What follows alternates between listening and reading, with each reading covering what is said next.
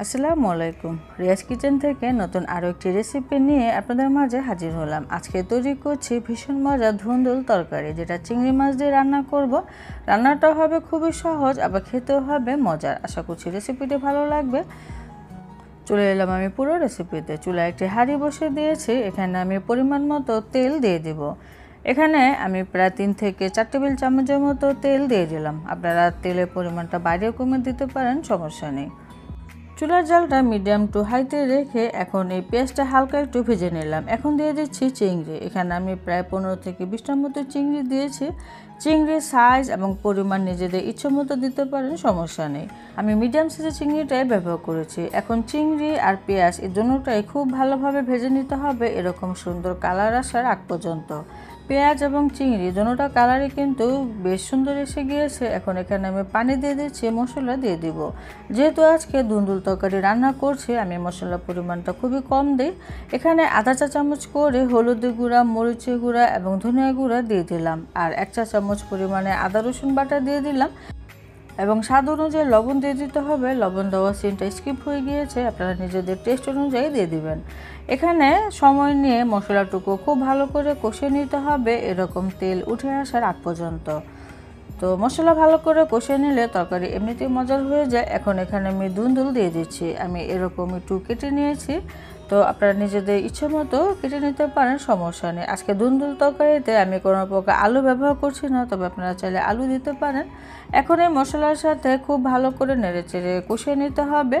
মশলার সাথে প্রথমে আমি মিশিয়ে দিচ্ছি। চুলা জালটা মিডিয়াম টু হাইতে রেখে এখন আমি এই মশলার সাথে ধুন্দুলগুলো কষিয়ে নেব। কিছুক্ষণের জন্য ঢেকে দিলাম।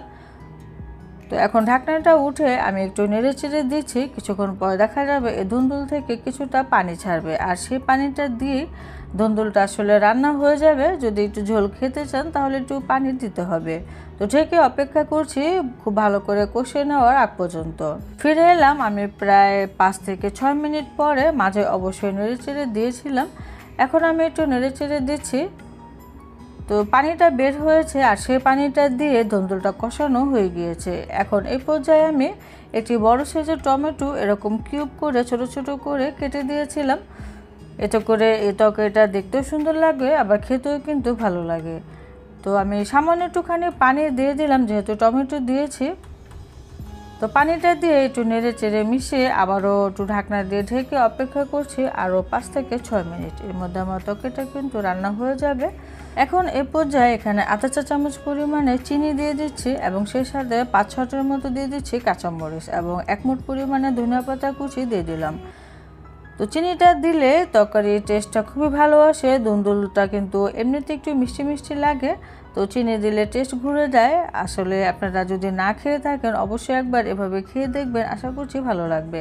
তো সমস্ত কিছু দেওয়া হয়ে গেলে নেড়েচেড়ে আমি আরও কয়েক মিনিটের জন্য ঢেকে দিলাম। যেহেতু ধনিয়া পাতা দিয়েছি, ঢেকে দিলে ফ্লেভারটা ভালো আসবে। তো চুলাটা আমি একবারে কমিয়ে কয়েক মিনিট রেখে দিয়েছিলাম। আমার তরকারিটা কিন্তু হয়ে গিয়েছে। এরকম মাখা মাখা ঝোল থাকবে, বেশি ঝোল থাকবে না। রান্না করার পরও সবজি কালারটা কিন্তু নষ্ট হয় নাই, সবুজে রয়ে গিয়েছে। আশা করছি ভালো লেগেছে। আর এই তরকারি রেসিপিটা কেমন লেগেছে অবশ্যই কমেন্টে জানাবেন। সবাই অনেক বেশি ভালো থাকবেন। বিদায় নিচ্ছি। আল্লাহ হাফেজ।